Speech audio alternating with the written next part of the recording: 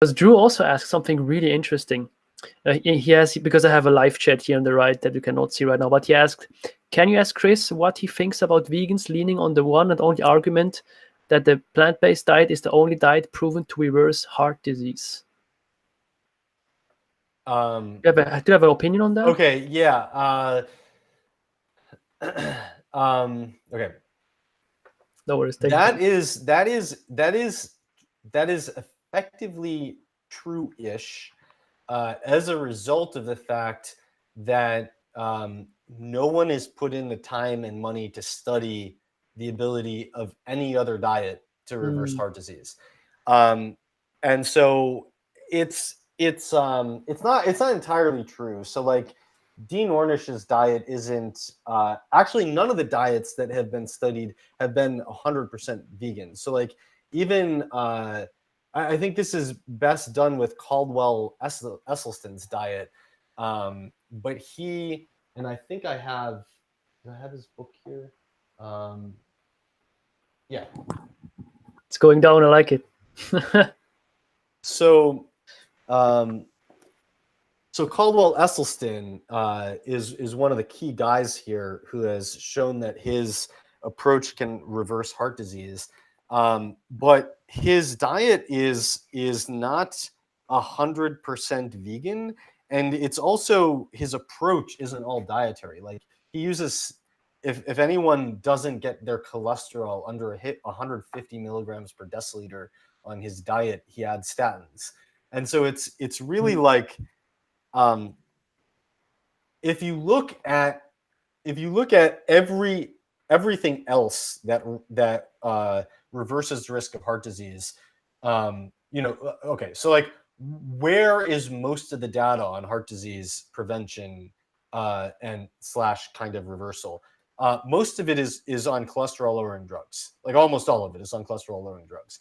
And you just compare like the number of people and the number of years. So like the person years, like as a quantity, as the amount of data, the quantity of data. And granted, it's because the pharmaceutical industry has all the money, right? But there's tremendous amounts of data behind cholesterol lowering as a means of preventing or reversing heart disease.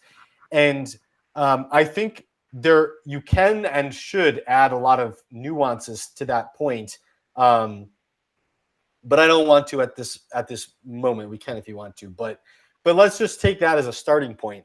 What Esselstyn's diet really is a cholesterol lowering diet, and he's saying, look, a mostly vegan, low fat diet is actually the best way to lower your cholesterol. So I'm going to do that, and I'm going to use statins to cover the gaps. And so all he's doing is lowering cholesterol levels even lower than they do in the statin trials to achieve effectively the same result on the same principle. And then there's like Dean Ornish's approach is basically similar, only he adds all kinds of things like stress reduction and all kinds of lifestyle components as well. No one's really done that with any other diet: the Zone diet, Atkins diet, paleo diet, keto diet. No one's done it, and so I think it's a fair statement to make that statement. The problem is, I think so if you talk to Esselstyn or you talk to some cardiologist who's going to look at those studies, I think they're going to say that the reason these things are working is because they're lowering cholesterol.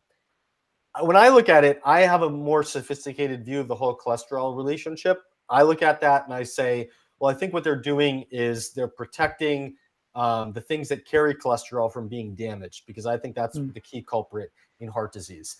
Either way, they're operating on the same, and I think that's how cholesterol lowering drugs work too. They increase the liver's clearance of the particles that carry cholesterol from the bloodstream, make them spend less time in the bloodstream. They're less likely to get damaged, less likely to contribute to heart disease.